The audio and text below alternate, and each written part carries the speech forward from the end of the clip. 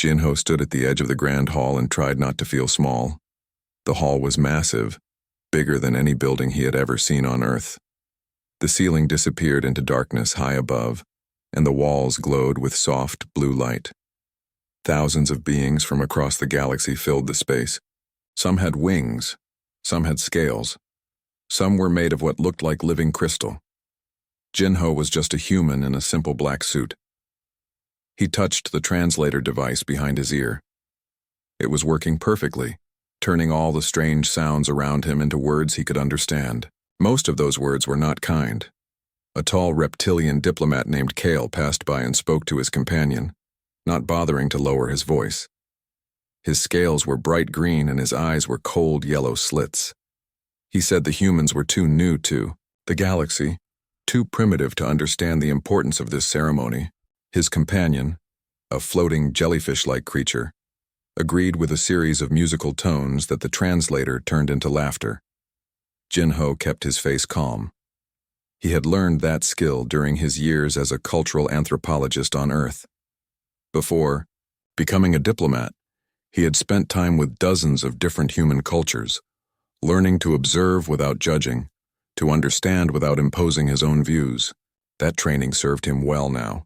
The harmony selection was about to begin. It was an old tradition among the galactic powers. Each year, young diplomats and nobles from different species would be paired together for a cultural exchange. The pairs would spend 1 year learning about each other's worlds, building bridges between civilizations. For humanity, this was a huge opportunity. Earth had only joined the Galactic Coalition 300 years ago, and humans were still seen as the new kids, the ones who did not really belong. If Jinho made a good match, if he chose wisely and built a strong relationship with a powerful alien house, it could change everything for Earth. His superiors had made that very clear before sending him here. Choose well, they said. Make us proud. Do not embarrass humanity. The candidates began to file onto the raised platform at the center of the hall. There were about 50 of them, all dressed in beautiful clothes that showed off their best features.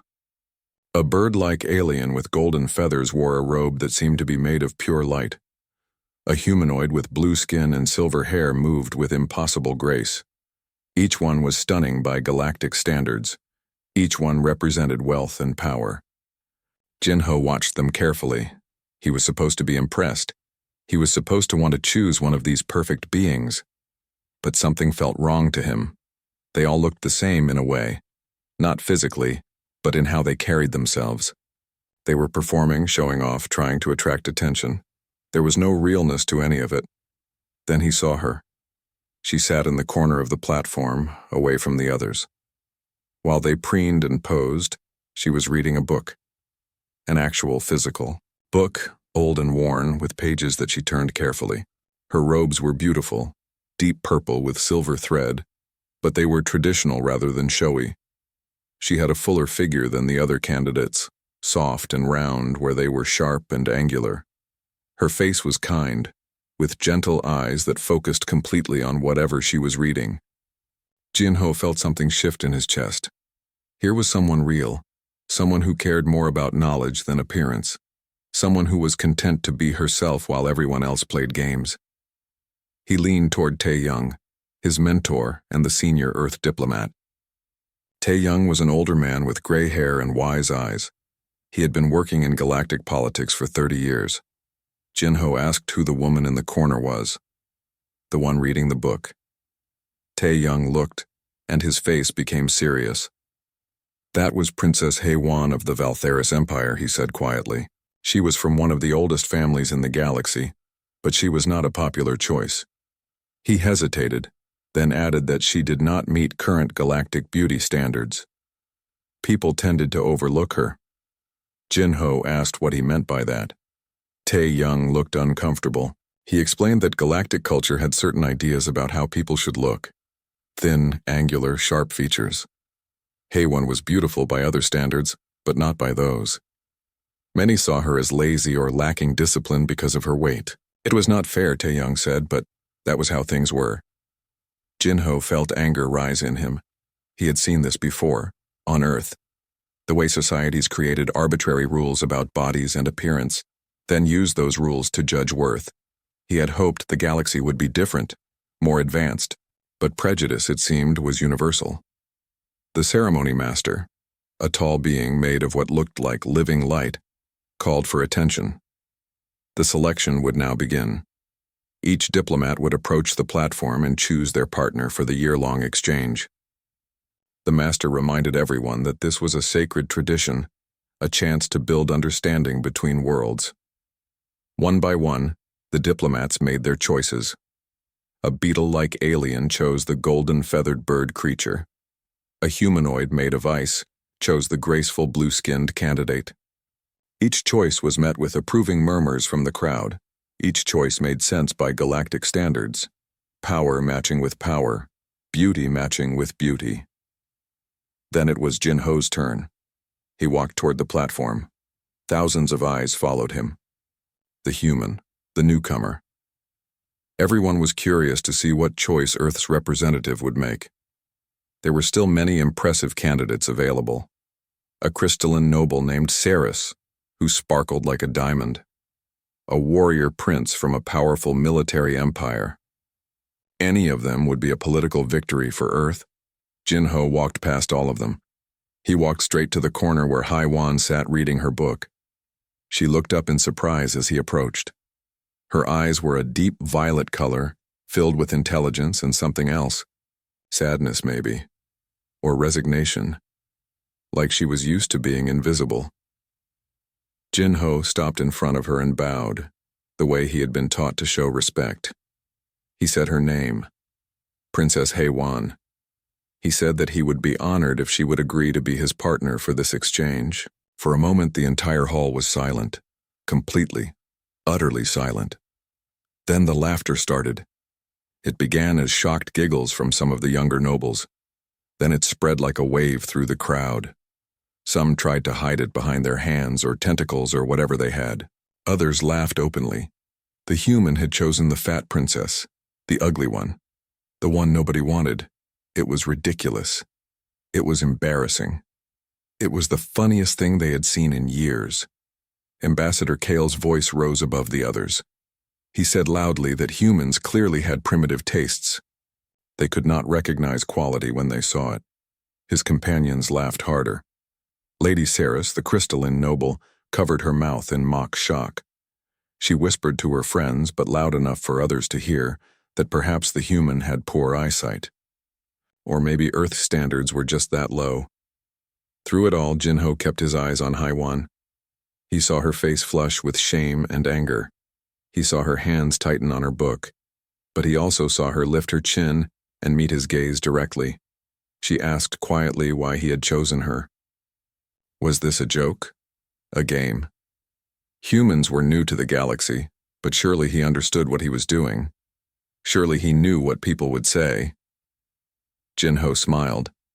He said he chose her because she was the only person on that platform who was being real.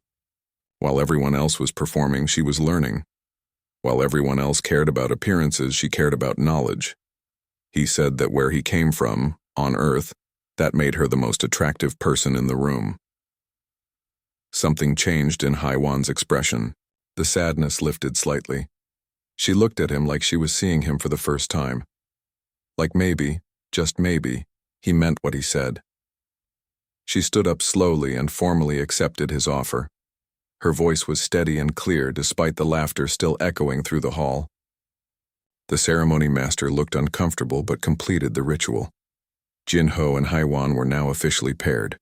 They would spend the next year learning about each other's cultures, building a bridge between Earth and the Valtheris Empire. As they left the platform together, Jin Ho heard the whispers following them. The humans had made a terrible mistake. They had embarrassed themselves. This would be remembered as one of the worst choices in the history of the Harmony selection. Jin Ho did not care.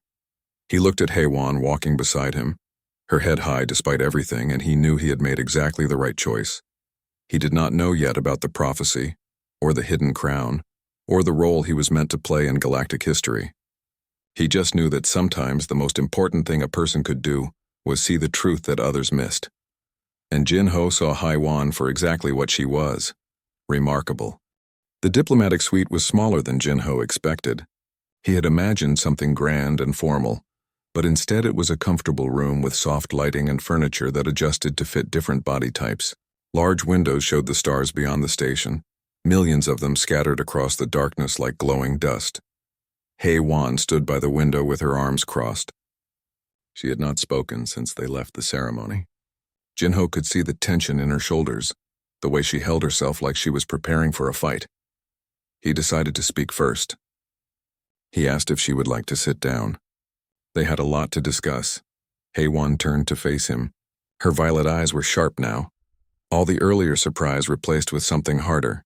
She asked him directly why he really chose her. She said she was not stupid. She knew what she looked like. She knew what people said about her.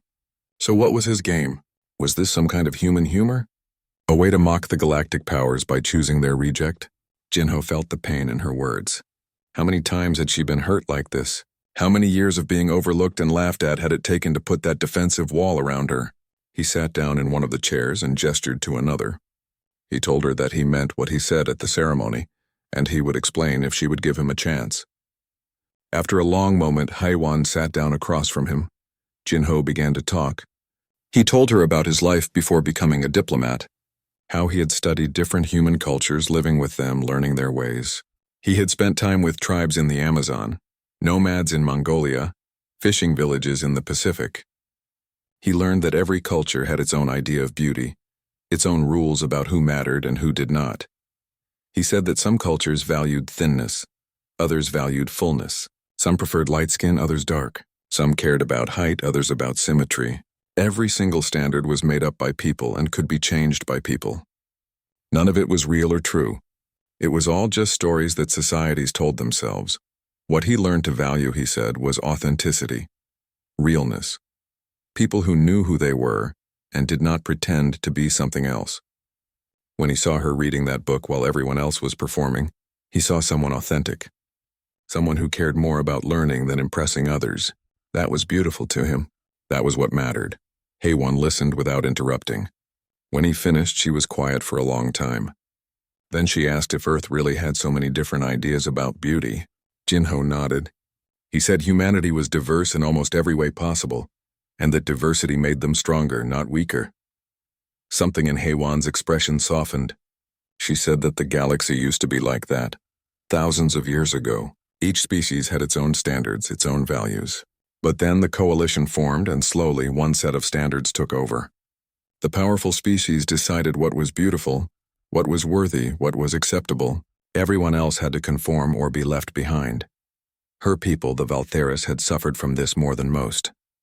She explained that Valtheris bodies were naturally rounder, softer. For thousands of years, that had been seen as a sign of health and prosperity in their culture. But when the coalition's beauty standards spread, suddenly Valtheris people were considered ugly, undesirable, less than. HFY said that her own family had tried to fight it at first. Her grandmother, Empress Nara, had spoken out against the prejudice. But the political pressure was too strong. Eventually, even proud Valtheris nobles started trying to change their bodies to fit galactic standards. They starved themselves, underwent surgeries, did anything to be accepted. She had refused. She said she would not hate her own body just because others told her to, but the cost was high. She had few friends. Other nobles whispered about her. Even Lady Saris, who had been her closest companion as a child, had turned away from her when they got older. Saris wanted to fit in, to be popular. Being friends with the fat princess did not help with that. Jinho felt anger burning in his chest again. He said that what happened to her people was wrong.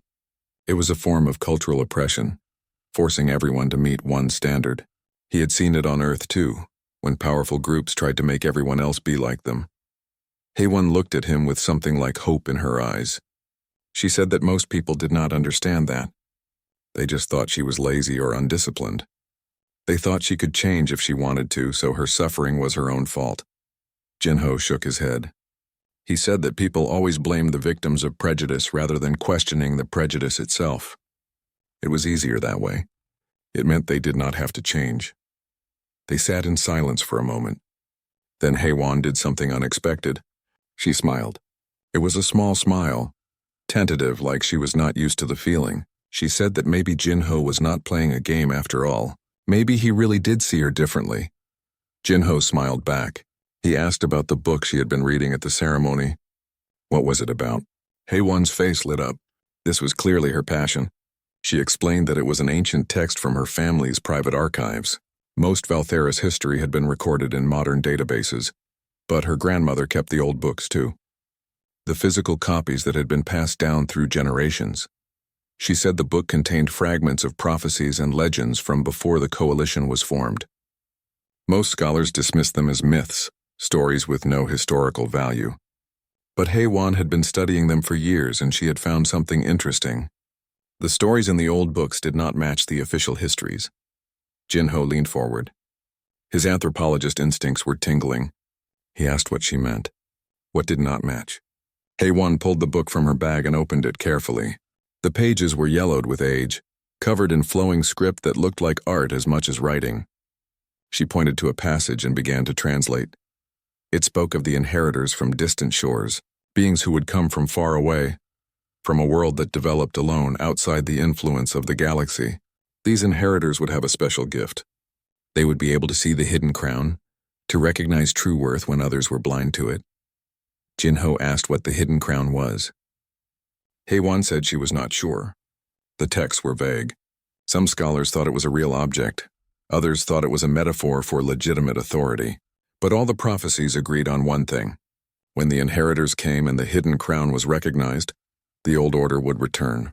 The Valtheris Empire would rise again. She looked up at Jinho. She said she had been researching this for years, trying to understand what it meant. And then today a human had chosen her. Humans were the newest species in the galaxy. From a world that had developed completely alone, they were the inheritors from distant shores. Jinho felt a chill run down his spine. He asked if she thought he had fulfilled some kind of prophecy by choosing her. Haewon quickly shook her head. She said she did not know. Maybe it was just a coincidence.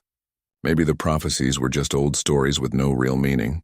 But it was interesting, was it not? Jinho agreed it was very interesting. He asked if he could see more of the texts. Haewon hesitated, then nodded. She said that officially the archives were restricted. Only members of the royal family could access them. But if Jinho was her official partner for the year, she could bring him as her guest. If he was really interested in studying them, that is. Jinho said he would love nothing more. Ancient texts, hidden histories, mysteries that did not fit official narratives. This was exactly the kind of thing that had drawn him to anthropology in the first place. Haewon smiled again, wider this time. She said that most people found her research boring. They did not see the point in studying old books when they could be building political connections or attending social events. But Jinho understood. He saw the value in it. They talked for hours after that. Haewon showed him more passages from the book, and Jinho shared his theories about how cultures preserve knowledge through oral traditions and ancient texts. They discussed the differences between Earth's many cultures and the forced uniformity of the Galactic Coalition. They argued playfully about whether the prophecies should be taken literally or symbolically. By the time they finished, the stars outside had shifted position. Hours had passed without either of them noticing. Haewon stood to leave, and Jinho walked her to the door. She paused in the doorway and turned back to him. She said thank you, not just for choosing her, but for listening, for seeing her as a person, not as a political move or a joke. It had been a long time since anyone had done that. Jinho said he should be thanking her. She had given him a mystery to solve, a puzzle to unravel, and more than that, she had given him a friend. In this vast galaxy full of strangers, that was worth more than any political alliance. After Haewon left, Jinho stood by the window for a long time, looking out at the stars. Somewhere out there was Earth, his homeworld. He wondered what his superiors would think when they heard about today. They had wanted him to make a politically smart choice to advance humanity's position in the galaxy. Instead, he had followed his instincts. He had chosen authenticity over appearance, truth over politics. And somehow, impossibly, he might have stumbled into something much bigger than a simple cultural exchange, something that involved ancient prophecies and hidden crowns and the future of an entire empire. Jinho smiled to himself. His mentor, Tae Young, always said that the best Advent 3 weeks had passed since the selection ceremony. and Jinho was beginning to understand the cost of his choice. The whispers followed him everywhere he went on Nexus Prime. Diplomats from other species would fall silent when he entered a room, then start talking again as soon as he left. He caught the looks, the barely hidden smiles, the shaking of heads. Young Mi, Earth's military attaché, cornered him one morning outside the human embassy. She was a tough woman with short black hair and eyes that missed nothing. She had served in Earth's space fleet before taking this diplomatic post. She told him bluntly that he needed to end this partnership with Haiwan. The other human diplomats were getting pressure from the coalition powers. There were quiet suggestions that Earth might lose certain trade advantages if Jinho continued to embarrass the Galactic Order. Young Mi said she supported him personally, but this was bigger than personal feelings. Earth's interests were at stake. Jinho asked if she was ordering him to break the partnership. Young Mi hesitated, then shook her head. She did not have that authority, but she wanted him to think carefully about what he was doing. Was one woman really worth damaging Earth's reputation? Jinho said that if Earth's reputation depended on following unjust prejudices, maybe it was not a reputation worth protecting. Young Mi looked at him for a long moment, then sighed. She said that Tae-young had warned her that Jinho was stubborn. She just hoped he knew what he was doing. Later that day, Jinho met Haiwan in a restricted section of the station's main archive. She had used her royal credentials to get them access to older records, documents that most people never bothered to look at. They had been researching together every day, following the trail of hints in her ancient texts. What they had discovered was disturbing. The official coalition histories said that the Valtheris Empire had collapsed slowly over thousands of years, weakened by internal conflicts and economic problems. But the older records told a different story. They showed a deliberate campaign to undermine Valtheris power. It had started with culture. Other powerful species had begun to promote their own beauty standards, their own art, their own values. At first it seemed harmless, just different species sharing their perspectives. But gradually, certain standards became dominant. The lean, angular look of the reptilian Kale's people, the sharp crystalline elegance of Lady Saris's species. Haiwan found records showing how Valtheris merchants had been mocked in galactic markets, how Valtheris artists had been told their work was too soft, too round, too traditional.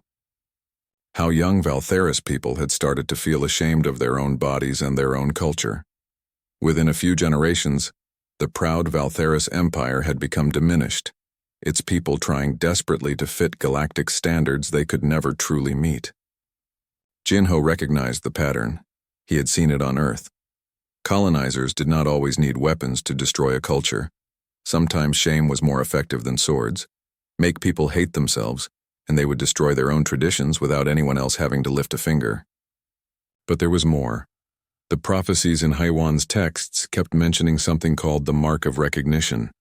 According to the ancient writings, certain individuals were born with a genetic trait that allowed them to see past physical appearance to true worth. These individuals could identify genuine royal bloodlines regardless of how someone looked. The prophecies said that when beings arrived from distant shores, some of them would carry this mark. And when one of them recognized the hidden crown, the true heir of the Valtheris Empire, the old power would awaken. Jinho asked what Haiwan thought the hidden crown was. She said she had been researching that question for years. Some texts suggested it was a physical object, an artifact of immense power. Others implied it was a person, someone whose true identity had been hidden. Either way, the prophecies all agreed that the crown would be impossible to find without recognition. As they studied the archives that day, Jinho noticed something. The records were being accessed remotely by someone else. Someone was tracking which files they were looking at. He pointed this out to Haiwan, and her face went pale. She quickly began saving copies of everything they had found to a secure device. She said they needed to leave, now. If someone was watching their research, they were in danger. The coalition, powers would not want this information to become public. They left the archive and headed toward the diplomatic quarters through a maze of corridors. Nexus Prime was enormous, with sections for hundreds of different species, each with their own atmosphere and gravity. Jinho had gotten lost more than once in the past weeks. They were halfway back when Jinho heard footsteps behind them. Fast footsteps getting closer. He grabbed Haiwan's arm and pulled her into a side corridor. They pressed themselves against the wall as three figures passed by. Jinho recognized one of them. It was one of Ambassador Kale's assistants. The figures were carrying weapons, not the ceremonial kind that diplomats sometimes wore. Real weapons designed to hurt people. Jinho's heart pounded. This was serious. They waited until the footsteps faded, then took a different route back. Hei-Wan led them through maintenance tunnels that most visitors did not know about. She explained that she had explored the station as a child when her family visited for diplomatic functions. Back then, she had been curious and adventurous. Now that knowledge might save their lives. They finally reached Hei-Wan's quarters and locked the door. Jinho asked if she was okay. Hei-Wan nodded, but her hands were shaking. She said she had known their research might attract attention, but she had not expected violence. The coalition usually maintained at least a pretense of civilized behavior.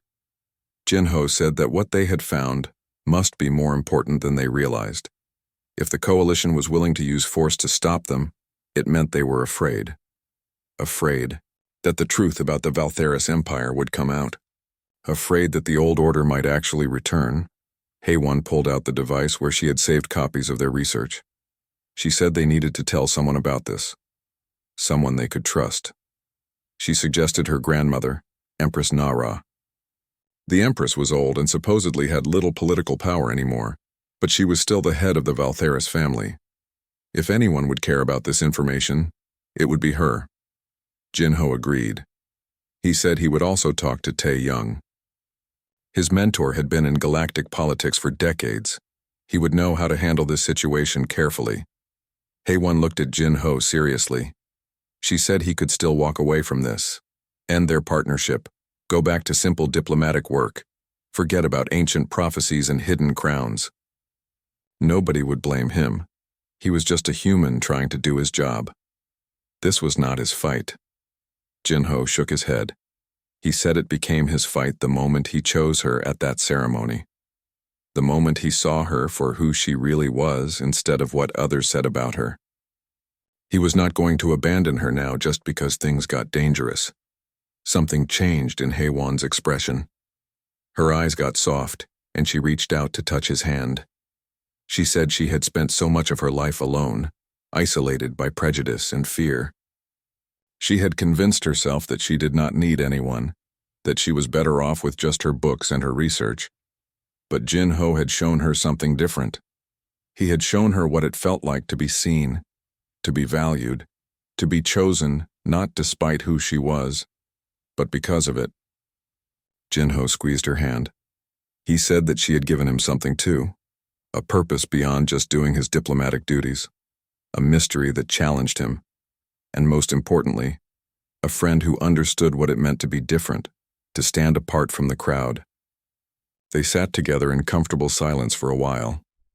Then Hei-Wan said she would send a message to her grandmother, requesting a private meeting. The Empress lived on the Valtheris homeworld, several days' travel from Nexus Prime.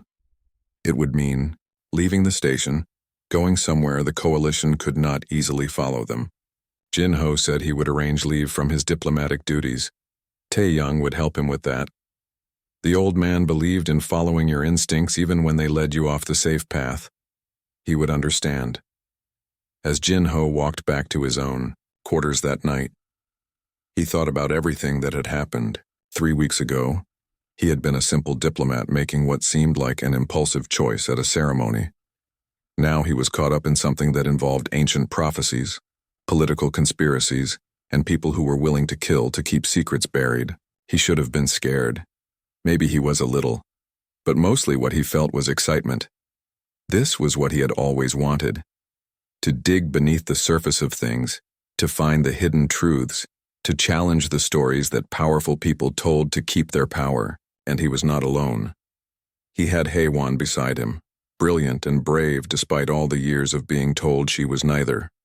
Together they were going to uncover something that the galaxy had spent thousands of years trying to hide. Together, they were going to find the hidden crown, whatever that turned out to be. The Valtheris homeworld was beautiful in a way that made Jinho's chest ache. The ship dropped through clouds that glowed with their own soft light, revealing a landscape of rolling hills covered in purple grass.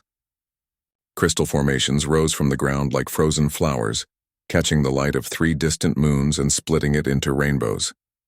The palace was even more impressive. It looked like it had been grown rather than built, with towers that curved upward like branches and walls that seemed to be made of living stone. As their transport landed in the courtyard, Jinho saw gardens filled with plants that moved on their own, reaching toward visitors as if curious. Empress Nara waited for them at the entrance. She was old, much older than Jinho had expected. Her skin had the texture of aged parchment and her body was bent with the weight of years. But her eyes were sharp and bright, and when she looked at Jinho, he felt like she was reading his entire history in a single glance. She greeted Heiwan with obvious affection, pulling her granddaughter into a long embrace. Then she turned to Jinho and studied him carefully. She spoke in a voice that was soft but carried weight like ancient stone.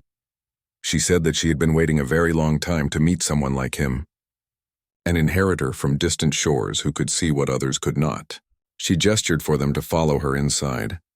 The Empress led them through corridors lined with portraits of past rulers.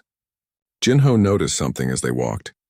The older portraits showed Valtheris people with round, soft bodies like Heiwan's. The more recent ones showed increasingly thin figures, as if the entire species had been slowly starving itself. They arrived at a door that looked older than the rest of the palace. It was made of dark wood carved with symbols that Jinho did not recognize. The Empress placed her hand on the door and it swung open silently. Beyond was a library that took Jinho's breath away. Books lined every wall from floor to ceiling. Not digital files or holographic displays, but actual physical books, thousands of them. Some looked so old that Jinho was afraid they might crumble at a touch. The air smelled of paper and time and secrets. The Empress said this was the Archive of Echoes. For thousands of years, her family had preserved the true history of the Valtheris people here, while the Coalition rewrote public records and spread their version of the past. The real story had been kept safe in this room. She led them to a central table where an ancient book lay open. The pages glowed faintly with their own light. She said this was the complete prophecy, the one that Heiwan had been studying in fragments. She had waited to show it to anyone until the right person arrived. Jinho and Heiwan read the prophecy together. It told a story that made Jinho's skin prickle with recognition. Long ago, when the Valtheris Empire was at its height, their greatest scholars had developed a way to see the future. Not perfectly, not clearly, but in hints and possibilities. They saw that their empire would fall. Other species, jealous of Valtheris power, would unite against them. But not with weapons. With something more subtle. They would attack Valtheris' identity itself, turning their physical characteristics into sources of shame. They would make the galaxy believe that Valtheris bodies were wrong, ugly, unworthy. The scholars also saw hope. They saw beings from a far distant world, a place that would develop outside galactic influence. These beings would have incredible diversity with no single standard of beauty. And among them would be individuals with a rare gift, the mark of recognition, the ability to see true worth regardless of physical appearance. When one of these inheritors recognized the true heir of the Valtheris Empire, the hidden crown would be revealed. And with the crown, the means to restore what had been lost. Heiwan looked at her grandmother with wide eyes. She asked if this meant Jinho had the mark of recognition. The Empress smiled and nodded. She said that the moment Jinho chose Heiwan at that ceremony, walking past all the conventionally beautiful candidates to select someone others saw as unworthy, he proved he could see what they could not. Jinho felt stunned. He said he had just been following his instincts. He had seen Heiwan reading that book and been drawn to her authenticity. He did not have any special power. He was just a human who had studied different cultures and learned not to judge by appearances. The Empress said that was exactly what the mark was. Not magic or supernatural ability, just the rare gift of seeing people as they truly were. On Earth, humans had developed incredible diversity over millions of years of evolution. Different cultures had different standards. That diversity was the mark. The ability to look at someone like Heiwan and see her worth when the entire galaxy had been taught to see only flaws. Heiwan asked about the hidden crown. What was it? Where was it? The Empress's expression became serious. She said the crown was not an object. It was a person. the true heir of the Valtheris Empire, the one who carried the purest royal bloodline. She looked directly at Haywan. She said the hidden crown was her. Haywan carried the bloodline of the ancient emperors, stronger and purer than any Valtheris alive. That was why her body looked the way it did. The old Valtheris characteristics, the ones that had been systematically shamed and hidden, were strongest in her. The Empress explained that she had kept this secret for Haywan's entire life. If the Coalition knew the true heir existed, they would have found a way to eliminate her. So she had allowed everyone to believe Haywan was just an embarrassment to the family, the fat princess who could not control herself. It was cruel, but it kept her safe. Haywan sank into a chair looking overwhelmed. She said she had spent her whole life feeling worthless, feeling like she was a disappointment to her family, and all along she had been the most important person in the empire. The Empress knelt beside her granddaughter with difficulty. She said she was sorry for the pain, sorry for the loneliness, but she had no choice. The prophecy said the hidden crown could only be revealed when an inheritor with recognition chose her freely, seeing her worth when no one else could. That moment at the ceremony when Jinho walked past everyone else to choose Haywan, that was the moment everything changed. Jinho felt the weight of what he had done settle on his shoulders. He had thought he was just making a personal choice following his heart. But apparently he had triggered something much larger. An ancient prophecy, the return of an empire, the restoration of a people who had been oppressed for thousands of years. He asked what happened now. What did it mean that the hidden crown had been revealed? The Empress stood and walked to a section of the library covered by a thick curtain. She pulled the curtain aside to reveal a door of pure crystal. She placed her hand on it and the crystal began to glow. She said that behind this door was the true crown of the Valtheris Empire, a physical artifact that had been locked away for thousands of years. According to the prophecy, only the hidden crown recognized by an inheritor could open this door. She gestured to Haywan. She said her granddaughter should try. Haywan stood on shaking legs and walked to the crystal door. She reached out slowly and placed her hand where her grandmother's had been. For a moment nothing happened. Then the crystal burst into brilliant light. The door swung open. Beyond was a small chamber containing a pedestal. On the pedestal sat a circlet of silver metal inlaid with purple stones that matched Haywan's eyes. It was beautiful, but more than that, it felt powerful. Jinho could sense energy radiating from it, even from where he stood. Haywan stepped into the chamber and picked up the crown. The moment she touched it, light exploded outward. Holographic images filled the air around them, showing scenes from ancient history. Jinho saw the Valtheris Empire at its peak, beautiful and powerful. He saw the slow campaign of cultural destruction. He saw the truth that the Coalition had tried to erase. The crown was a recording device, he realized. It contained proof of everything that had been done to the Valtheris people, evidence that could not be denied or dismissed. The Empress said this was what she had been waiting for. With the crown and its proof, with the true heir revealed and recognized by a witness the galaxy could not ignore, they finally had a chance to restore what had been stolen. But it would not be easy. The Coalition would fight to keep their version of history. They would try to discredit the evidence or destroy anyone who tried to share it. Jinho asked what they should do. The Empress looked at him intently. She said he was the witness now, the inheritor who had recognized the hidden crown. His testimony would carry weight that Valtheris voices alone could not. If he stood with Haywan, if he verified what the crown revealed, the galaxy would have to listen. But it would mean declaring himself against the entire galactic order. It would mean putting Earth at risk. The Coalition could punish humanity for his actions. They could cut Earth off from trade, from technology, from everything humans had gained by joining the galactic community. Jinho looked at Haywan standing there, holding the crown, looking both terrified and determined. He thought about everything she had endured. Years of mockery and isolation, a lifetime of being told she was worthless, all because powerful people had decided to weaponize shame against her entire species. He thought about what his mentor Tae Young always said. Sometimes doing the right thing meant standing alone. Sometimes it meant risking everything for something bigger than yourself. The news spread faster than Jinho had expected. Someone in the Empress's household, either a spy or simply someone who talked too much, had leaked information about the crown. Within days, the entire galaxy knew that the Valtheris princess and her human partner had discovered something important, something that challenged the Coalition's version of history. The response was immediate and harsh.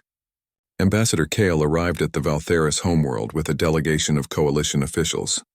They demanded an audience with Empress Nara, claiming they had urgent matters to discuss regarding galactic security and the spread of false information. The Empress received them in her throne room with Jin-Ho and Haiwan standing beside her. Kyle's scales gleamed under the crystal lights as he spoke. His voice was smooth, but his words were threatening. He said the Coalition had heard disturbing rumors about ancient artifacts and historical revisionism. Such claims were dangerous, he said. They could destabilize the peace that the galaxy had enjoyed for thousands of years. He suggested that the Valtheris family hand over any artifacts they had found for proper examination by Coalition historians. He also strongly recommended that the human diplomat Jin-Ho be recalled to Earth immediately. His continued presence was causing unnecessary complications. Empress Nara listened to all of this with a calm expression. Then she said simply that the crown was Valtheris property and would remain with the Valtheris family. As for Jin-Ho, he was a guest in her home and under her protection. The Coalition had no authority to remove him. Kale's eyes narrowed. He said the Empress was making a dangerous choice. The Coalition had been patient with the Valtheris Empire's decline, allowing them to maintain some dignity. But that patience had limits. If the Empress insisted on pursuing this path, the consequences would be severe. After the delegation left, Jin-Ho received an urgent message from Earth. Tae-Young's face appeared on the communication screen, looking worried.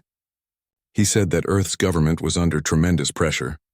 The Coalition had made it clear that humanity's continued membership and trade privileges depended on Jin-Ho. Ending his involvement with the Valtheris situation, Young Mi appeared next to Tae-Young in the message. She said bluntly that some officials wanted to order Jin-Ho home immediately. Others wanted to distance Earth from the situation entirely. Nobody wanted to risk humanity's galactic position for what they saw as an internal Valtheris matter. But then Tae-Young smiled slightly. He said that he had argued on Jin-Ho's behalf. He told Earth's government that sometimes moral courage mattered more than political convenience. He could not promise they would listen, but he had bought Jin-Ho some time. He advised Jin-Ho to make the most of it. The next threat came in the night. Security alarms woke the entire palace. Armed intruders had been detected attempting to reach the archive of echoes. The Valtheris guards responded quickly, but the attackers were professionals. A firefight broke out in the palace corridors. Jin-Ho and Haiwan were rushed to a secure location deep underground. The Empress joined them, moving with surprising speed for someone so old. They waited in tense silence while sounds of fighting echoed from above. Jin-Ho held Haiwan's hand, feeling her trembling. After what felt like hours, the head of security came to tell them the attackers had been repelled. 3 had been killed, 2 captured. The Empress ordered the prisoners brought before her immediately. The captured attackers were mercenaries from various species. They refused to say who had hired them, but their equipment bore no official markings. Someone had paid well for this attack and wanted to remain anonymous. The Empress said she knew exactly who was behind it, but proving it would be difficult. The Coalition always kept their hands clean. The attack changed something in Haiwan. Jin-Ho saw her straighten her spine, saw determination replace fear in her eyes. She said they could not just hide here waiting for the next attack. They needed to take the initiative. They needed to show the crown to the galaxy before the Coalition could stop them. The Empress agreed. She said she had been making quiet contacts with other species who had suffered under Coalition cultural dominance. The Valtheris were not the only ones whose identities had been attacked. There were dozens of species, maybe hundreds, who had been forced to conform to standards that were not their own. If they could gather these groups together, present a united front, the Coalition would have to listen. Over the next few days, representatives from marginalized species began arriving at the Valtheris homeworld. A fungal collective whose art had been declared too alien and disturbing, an aquatic species whose language had been suppressed in favor of more common tongues, a crystalline race like Lady Ceres's people, but from a lower caste that had been systematically excluded from power. Each group had their own story of cultural erasure.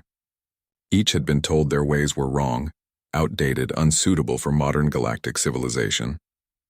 The pattern was always the same: mockery first, then pressure to change, then gradual erasure of identity. Jinho listened to these stories with growing anger. This was colonialism on a galactic scale. The powerful species had done to others what European colonizers had done to indigenous peoples on Earth. They had destroyed cultures not with weapons, but with shame, making people hate their own identities. HFY showed the crown and its holographic records to each group. They watched in silence as the evidence played out before them. Proof of deliberate cultural destruction. Proof that the Coalition's version of history was false. Proof that what had happened to the Valtheris could happen to anyone who threatened the established order. One of the representatives, an elderly being from the fungal collective, said that this changed everything. For years they had thought their suffering was unique, their fault somehow, but this showed it was systematic, planned. The Coalition had deliberately created a hierarchy of species, with themselves at the top and everyone else forced to conform or be diminished. A coalition of the marginalized began to form. They decided to demand a full assembly on Nexus Prime. They would present the Crown's evidence publicly, where the entire galaxy could see. The Coalition could try to suppress individual voices, but not a united front of dozens of species all speaking together. But then young Me sent another urgent message. Earth's government had made their decision. They were officially ordering Jinho to return home and cease all involvement with the Valtheris situation. Failure to comply would result in his dismissal from diplomatic service and possible charges of insubordination. Jinho stared at the message for a long time. His career was over if he stayed. Maybe more than his career. Earth could declare him a rogue agent, disown his actions entirely. He would be alone, cut off from his homeworld, with only the word of a disgraced princess and an ancient empress to support him. HFY found him in the garden, looking up at the stars. She sat beside him without speaking. Finally, Jinho said that he had a choice to make. Follow orders and go home, or stay and lose everything he had worked for on Earth.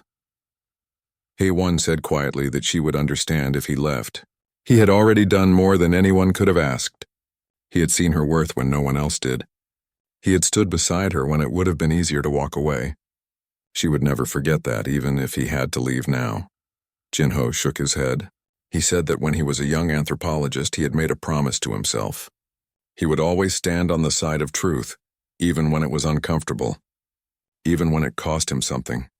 He had seen too many cultures destroyed by lies, too many people hurt by prejudice dressed up as truth. What was happening here, he said, was bigger than his career, bigger than Earth's political position. This was about whether the galaxy would face its own history honestly, or continue to build its power on lies and cultural destruction.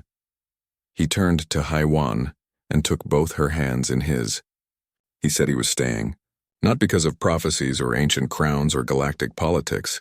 He was staying because she was his friend, because the truth mattered, and because some things were worth risking everything for. HFY's eyes filled with tears.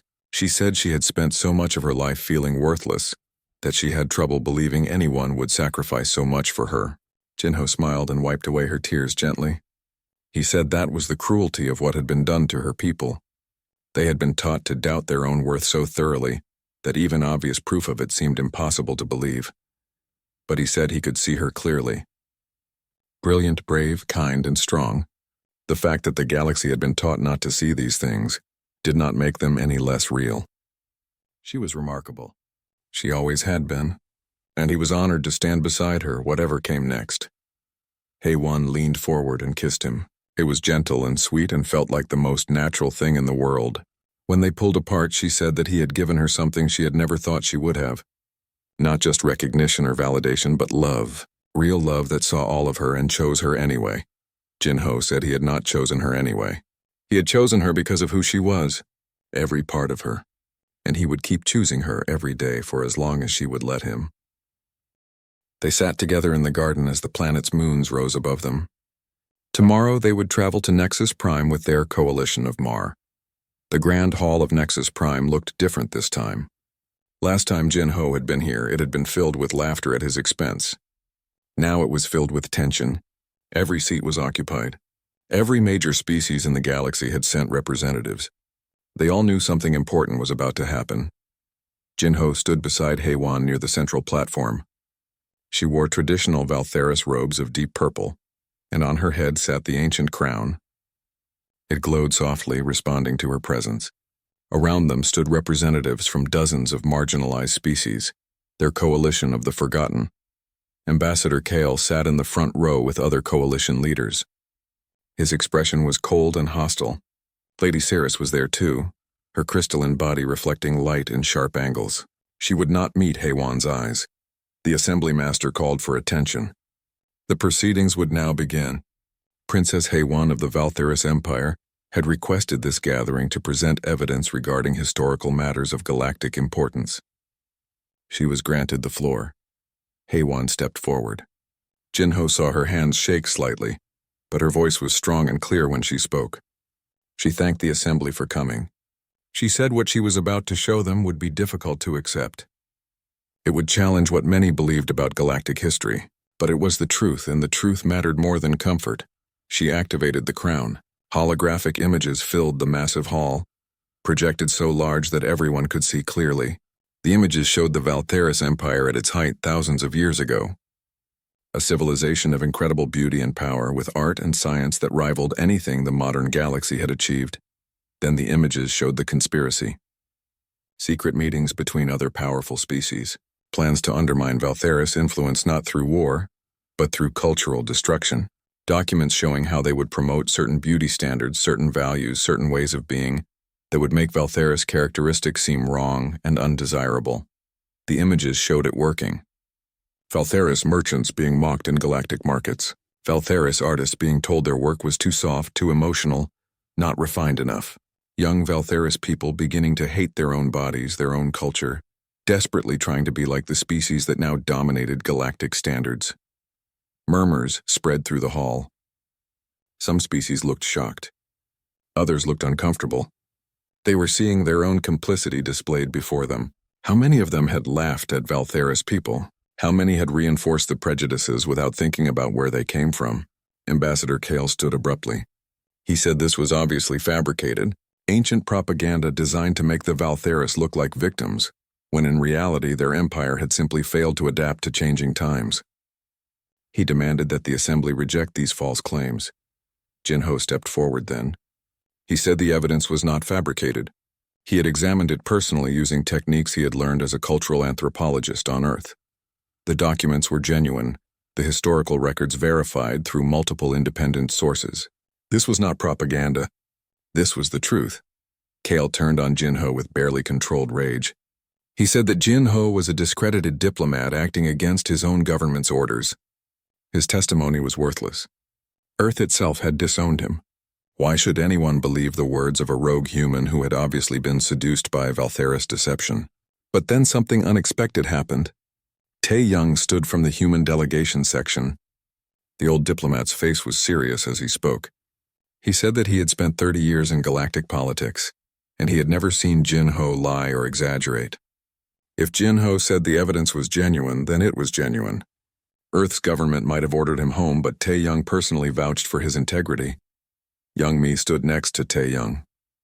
She said that she had also examined the evidence and found it convincing. More than that, she said Earth had been wrong to order Jinho home. Sometimes governments made bad decisions out of fear. That did not make those decisions right. Then representatives from the marginalized species coalition began to speak. The fungal collective elder said that the Valtheris pattern matched their own experience exactly. The aquatic species ambassador said that his people had suffered the same cultural erasure. One by one, species that had been silent for generations found their voices. The hall erupted in noise. Arguments broke out between different factions. Coalition leaders tried to call for order, but the voices would not be silenced. Too much had been suppressed for too long. Then Lady Sarah stood. The crystalline noble walked slowly to the center platform. Everyone fell silent, curious what she would say.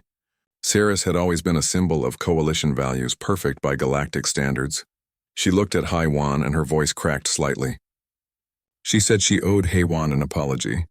They had been friends once, close as sisters. But when they got older, Saris had chosen popularity over loyalty. She had turned away from Haywan because being her friend made Saris look bad by association. Saris said she had told herself it was Haywan's fault. If Haywan would just try harder to fit galactic standards, they could still be friends. But watching this evidence, Saris realized she had been part of the problem. She had enforced the same prejudices that had destroyed the Valtheris Empire. She had made Haywan suffer because Saris was too afraid to question the system. Saris turned to the assembly. She said that the coalition had created a hierarchy of worth based on arbitrary standards. Those who fit the standards got power and respect. Those who did not were dismissed and diminished. And everyone enforced it because challenging the system meant risking your own position. But it was wrong, Saris said.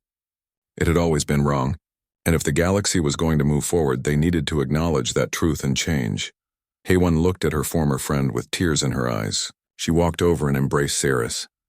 The two of them stood there holding each other while the assembly watched. It was a powerful image.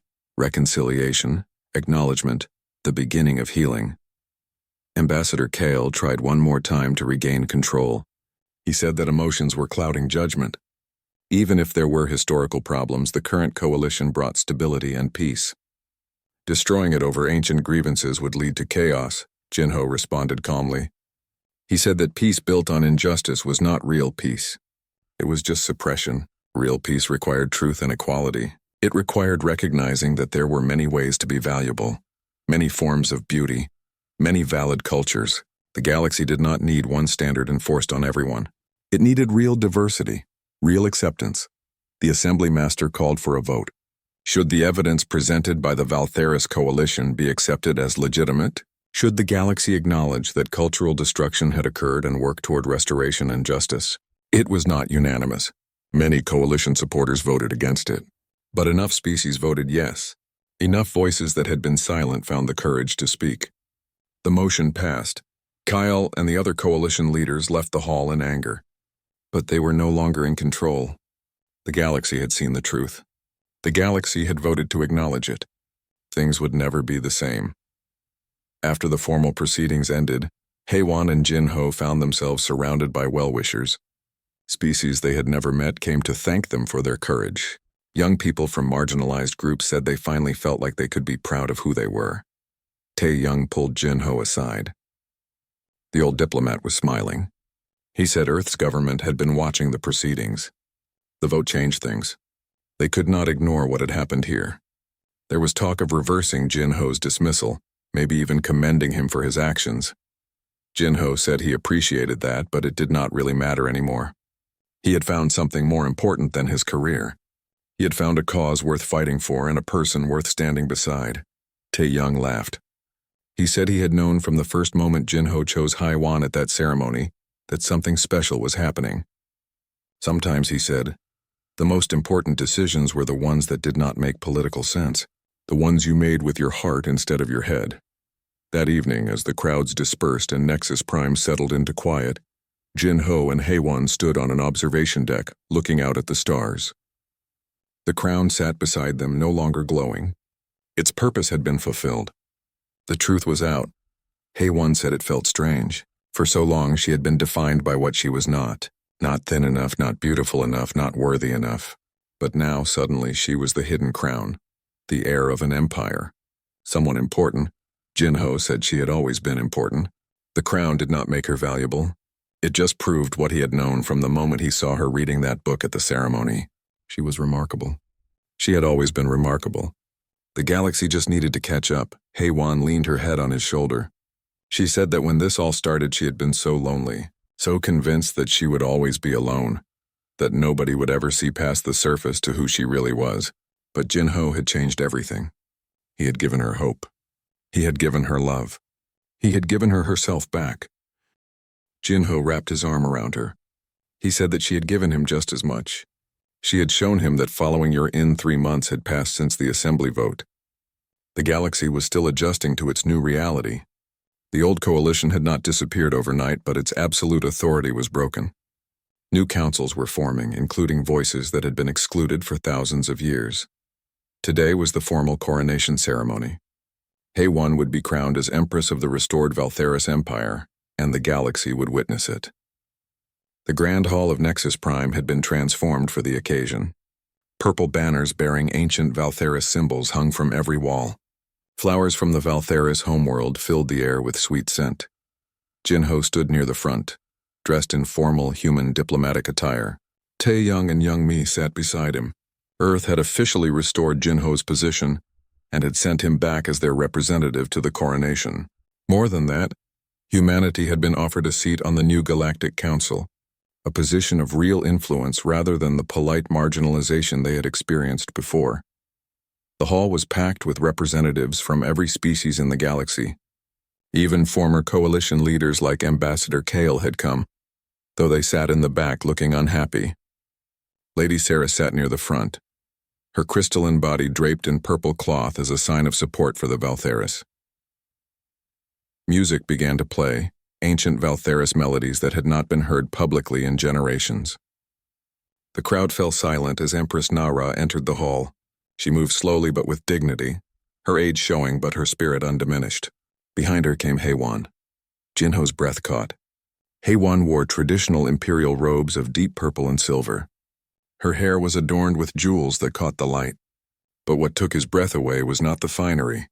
It was the way she carried herself. No more hiding or apologizing.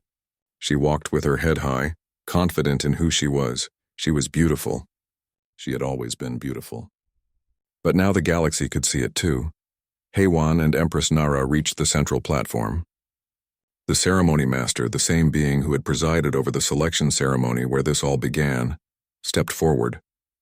He spoke of the restoration of an ancient line, of justice finally served, of truth acknowledged after thousands of years of suppression. Empress Nara took the crown, the same ancient artifact that had revealed so much truth, and held it high for all to see. She spoke in a voice that somehow carried through the entire massive hall without amplification. She said that this crown represented more than political power. It represented the right to exist as you are, the right to be valued for your true self, rather than being forced into someone else's standard. For thousands of years, her people had been told they were wrong, unworthy, less than, but they had survived.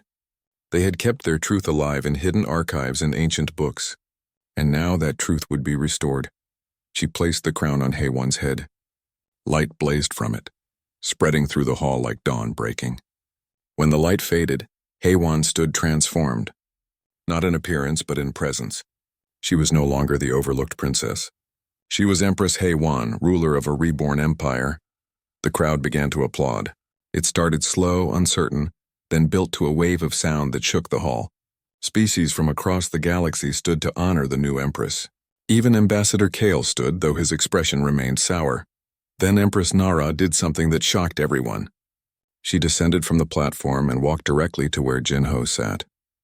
The crowd fell silent again, confused. What was happening? The old empress stopped in front of Jinho. She looked at him with those sharp, bright eyes and smiled.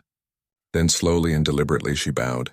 Not a small polite bow, but a deep bow of genuine respect and gratitude. The entire hall gasped. An empress, even a retired one, did not bow to anyone. It simply was not done. But Empress Nara stayed bowed for a long moment before straightening and speaking.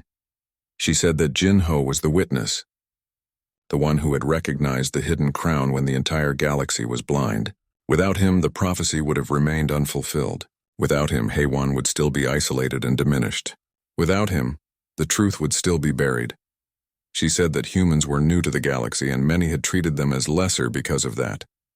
But Jinho had shown that being new was a strength, not a weakness.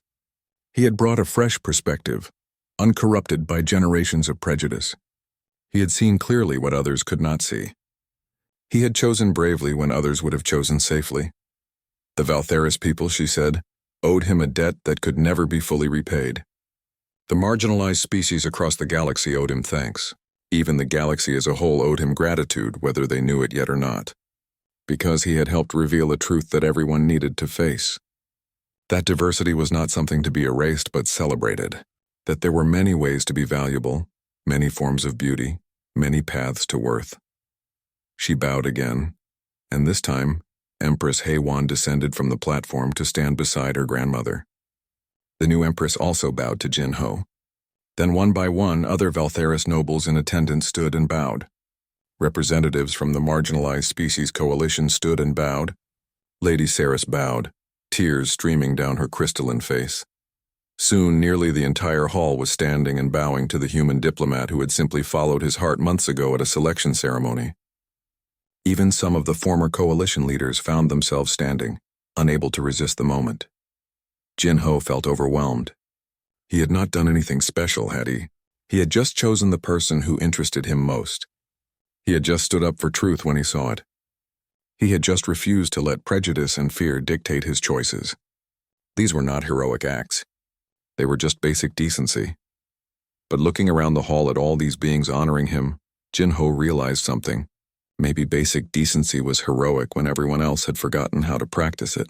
Maybe choosing with your heart was brave when the world told you to choose with your head. Maybe seeing someone's worth was a gift when an entire galaxy had been taught to be blind. He stood and bowed back to them all. He said in a voice that the translation devices carried to everyone that he was honored, but he had not acted alone. HFY had shown incredible courage. Empress Nara had preserved the truth for generations. Taeyong and Young Mi had stood beside him when it would have been easier to abandon him. Every species that had spoken up at the assembly had contributed to this change. He said that humans believed strongly in the power of working together, of recognizing each other's worth and building on each other's strengths. That was what had made Earth strong despite being divided into so many different nations and cultures. Not conformity, but collaboration. Not sameness, but mutual respect. He hoped the galaxy could learn that same lesson, could move past a system where one standard dominated and everyone else had to conform, could embrace real diversity, real acceptance, real recognition of worth in all its many forms. The applause that followed shook the station. It went on for minutes, wave after wave of sound.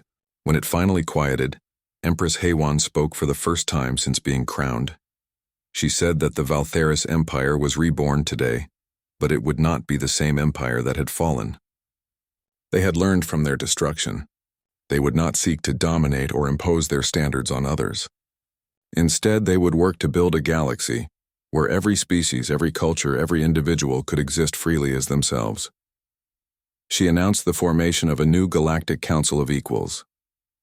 Every species would have a voice weighted by population but not by power or wealth. Decisions would be made through true consensus building rather than the old coalition system of dominant voices drowning out minority concerns. She also announced that Jin-Ho would serve as the first chief witness on this council. His role would be to ensure that truth was not buried again, that minority voices were heard, that the mistakes of the past were not repeated. It was a newly created position with real authority, and everyone understood the honor it represented. Jin-Ho looked at HFY and saw the question in her eyes. Would he accept? He nodded slowly. Yes, he would accept. Not for the power or prestige, but because this work mattered. Because someone needed to stand watch and make sure the galaxy stayed honest with itself. The ceremony continued with traditional Valtheris rituals and modern galactic protocols blended together. When it finally ended hours later, Jin-Ho found himself surrounded by well-wishers again. But he only had eyes for HFY. They met in a quiet corner of the hall as the crowds dispersed. HFY still wore the crown and it still glowed softly. She took Jin-Ho's hands and smiled. She said that a few months ago, she had been sitting in a corner reading a book while everyone else showed off. She had been so lonely, so convinced that she would never matter to anyone. Then a human had walked across the hall and changed her entire life. He had seen her when she was invisible. He had chosen her when everyone else passed her by. He had stood beside her when it would have been easier to walk away. He had loved her not despite who she was, but because of it. Jin-Ho said that she had changed his life just as much. She had shown him that following your instincts mattered. That challenging injustice was worth the cost.